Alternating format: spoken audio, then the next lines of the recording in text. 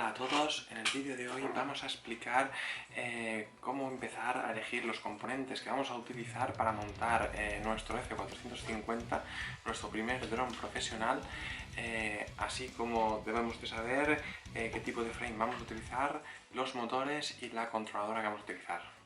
Entonces, lo primero que tenemos que tener claro es el frame que vamos a utilizar.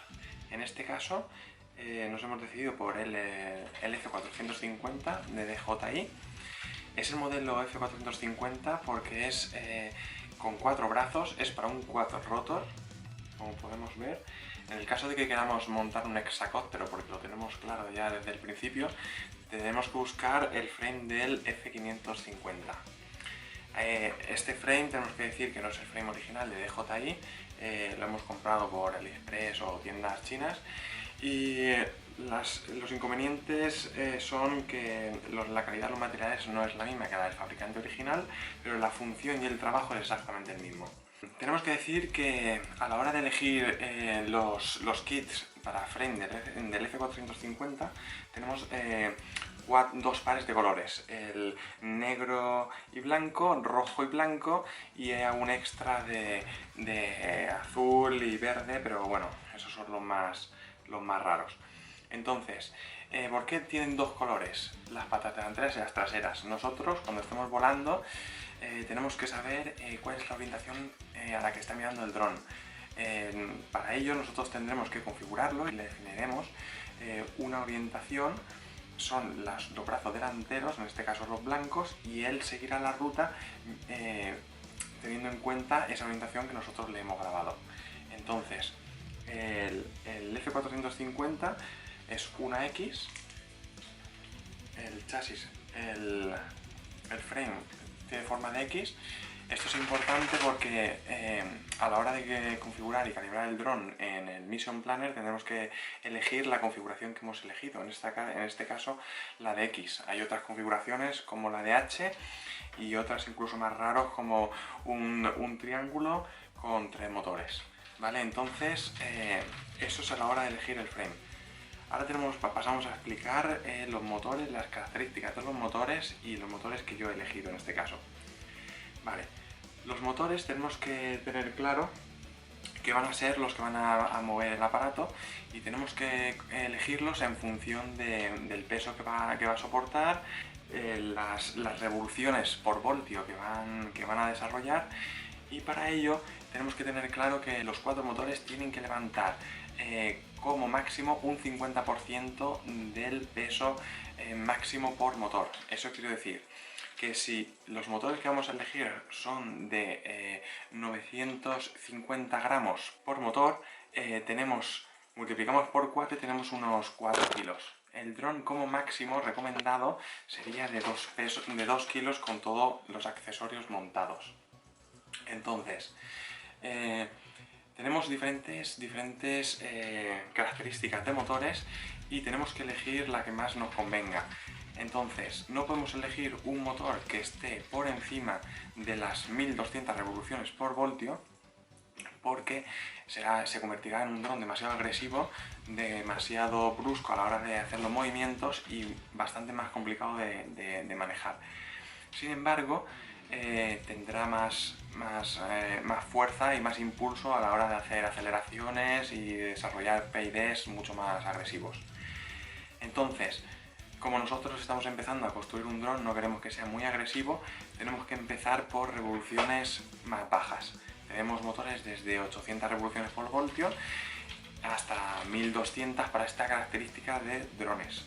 Entonces, para este en concreto hemos elegido un 2213 de 935 revoluciones por voltio y con este sabemos que estamos levantando aproximadamente unos 2 kilos de peso, que es lo normal. Hemos elegido este motor porque el eje es roscante. Eso significa que podemos incorporar unas hélices que son autoblocantes, que introduciéndolas en la rosca, ellas solas, con el propio giro del motor, se enroscarán y evitará que salgan disparadas como nos ha pasado con otros motores de eje recto. Entonces, eso es una característica a tener en cuenta porque conviene bastante estar volando y estar volando con la tranquilidad de que no se nos va a soltar la hélice. Otra cosa que tenemos que tener en cuenta es que el giro de los motores no va a ser el mismo en las 4 posiciones. El giro de los motores son iguales en posiciones en diagonal. Esto quiere decir que el motor delantero derecho girará exactamente igual que el trasero izquierdo y el delantero izquierdo girará igual que el trasero derecho. Entonces, a la hora de elegir los motores y comprarlos, tenemos que tener en cuenta que el motor delantero derecho tiene que girar en sentido antihorario, para que con el giro del motor la tuerca que aguanta la hélice se autoapriete cuando esté girando a altas revoluciones. Entonces, elegiremos el motor con punta roja para el delantero derecho y para el trasero izquierdo, y el motor con punta negra para el delantero izquierdo y trasero derecho. Sabiendo esto, tenemos que poner los motores y poner la posición de los cables para que el delantero gire en posición antihoraria, el delantero izquierdo gire en posición horaria, el trasero derecho gire en posición horaria y el trasero izquierdo en posición antihoraria. Vale, después de explicar esto, tenemos que explicar qué controladora vamos a utilizar en este caso. Yo he elegido la controladora APM, hay diferentes controladoras, la APM y NASA. APM es un sistema completamente abierto que se está continuamente desarrollando, y NASA es un sistema más cerrado. Comparando con sistemas operativos de ordenador, podemos comparar entre Windows y Mac. Tenemos los sistemas, el sistema Mac, que es un sistema cerrado, determinado por unos programadores, que no tenemos muchas opciones de desarrollo. Y por otro lado tenemos el sistema Windows, que sí que tenemos aplicaciones que permiten código abierto, ejecutar aplicaciones de cualquier tipo. Pues algo parecido pasa con APM y NASA. APM tenemos la opción de configurar todos los parámetros del dron, aceleraciones con los PIDs, tenemos opciones de configurar servos, de configuración de gimbal, etc. Y sin embargo con NASA es un sistema más cerrado, más determinado, que nos obligará a tener determinadas acciones concretas. Entonces, a la hora de elegir nuestra controladora de vuelo, yo he elegido APM porque quiero aprender en este mundo, quiero saber cómo funciona una controladora de vuelo, un procesador, y de esta manera aprendes a utilizar protocolos I2C, entradas, salidas analógicas, digitales, bus de datos, programación, aprendes un poco a todo. Entonces, a la gente que le gusta la electrónica y la mecánica, este dron es especial, es una maravilla para empezar en este mundo. Ahora vamos a explicar para qué sirve la telemetría y la importancia que tiene. Nosotros ahora para empezar a volar podemos hacerlo de forma manual con la emisora, y podemos hacerlo de forma automática mediante programación de rutas por telemetría. Eso quiere decir que nosotros conectaremos el módulo de telemetría al móvil, estaremos viendo en tiempo real las variables del dron, podremos planificarle rutas y podremos activar, desactivar las rutas, activar y desactivar funciones del dron en tiempo real, que aterrice en el caso de alguna emergencia, que despegue, que pueda mover el gimbal, etc. Entonces, la telemetría es importante porque a la hora de hacer cualquier configuración en el ordenador podemos hacerlo sin necesidad de cables, para que no se nos enrede, y hacerlo de una manera más precisa. Aquí tenemos el programa de telemetría, se llama Tower, y aquí tenemos la opción de conectarnos, y él se conectará al dron dándonos en tiempo real las variables de tensión, de voltaje de batería, con el consumo actual de corriente.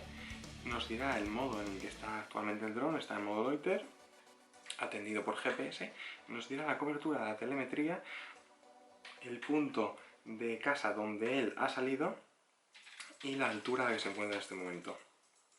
Por último, tenemos el HDOP, que es un dato muy importante a tener en cuenta, que esto ya hablaremos en otros vídeos. Y aquí tenemos el horizonte artificial, donde vemos la inclinación del dron, el ángulo de cabeceo y si lo tenemos en horizontal o tiene una inclinación.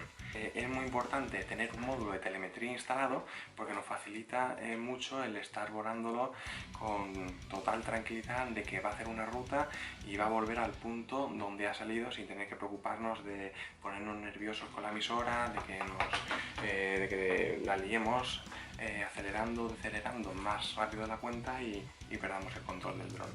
Entonces, yo en la primera compra recomendaría comprar un frame F450 de DJI. Por otro lado, los motores con giro horario, que sería los CW. En este caso yo tengo montados los 2213 de Emax. Tenemos el delantero derecho y trasero izquierdo. Tenemos que recordar que son iguales y el delantero izquierdo y trasero derecho son iguales. Yo recomiendo comprar tres motores de cada modo. 3 con giro horario y 3 con giro antihorario, ya que cuando empecemos a volar tendremos accidentes, romperemos hélices, romperemos alguna pata de frame, romperemos motores. Entonces lo mejor es tener 3 motores, 2 los instalamos y uno lo tenemos de reserva para reparaciones. Luego también yo he elegido en este caso APM, la versión 2.6 como la 2.8, no hay problema ninguno. La 2.8 tiene pequeñas mejoras, como por ejemplo la inserción de cables, de conectores, es lateral, es bastante más cómodo que los verticales del APM 2.6, ya que los verticales, al estar cerrados por la tapa del dron, nos obliga a desmontar toda la parte de arriba para poder acceder, quitar, desconectar y cambiar de posición. Los laterales podemos acceder por los laterales del equipo sin tener que desmontar nada. Entonces, frame 450, motores Emax 2213, APM 2.6 y un módulo de telemetría. El módulo de telemetría consta de dos partes. Tenemos la parte del emisor y la parte del receptor. La parte del emisor la conectaremos al móvil o a la tablet Android por USB OTG, lo detectará automáticamente y el propio móvil alimentará el módulo. La parte de recepción de telemetría la conectaremos directamente al conector del APM de telemetría. Las dos antenas deben de estar instaladas en los módulos estarán alimentados y una buena posición es ponerlas verticalmente para que la onda se distribuya horizontalmente, perpendicularmente a la antena. Entonces, a la hora de elegir módulos de telemetría tenemos dos opciones, de 433 MHz y de 915. Los de 915 MHz no están autorizados en España porque interfieren con la onda de 2G de los operadores móviles. Entonces yo recomiendo utilizar 433 MHz y no hay problema ninguno con ese tema. Yo estoy utilizando una de 915 MHz que la tengo en pruebas, me funciona perfectamente, no tengo problemas de interferencias con móviles, ni pierdo datos, ni mi móvil se queda sin cobertura, no pasa absolutamente nada. Entonces esas cuatro cosas son las más importantes a la hora de empezar a pedir componentes y nada, en el próximo vídeo explicaremos un poco qué tipo de patas vamos a utilizar, si vamos a utilizar unas patas fijas, si vamos a utilizar unas patas retráctiles, si vamos a utilizar una cámara fija o vamos a utilizar una móvil con un gimbal. Luego también hablaremos del tipo de baterías que vamos a utilizar, el tipo de GPS y bueno, un poco será eso lo que haremos en el próximo vídeo. Si os ha gustado, dadle a like y suscríbete a mi canal. Gracias.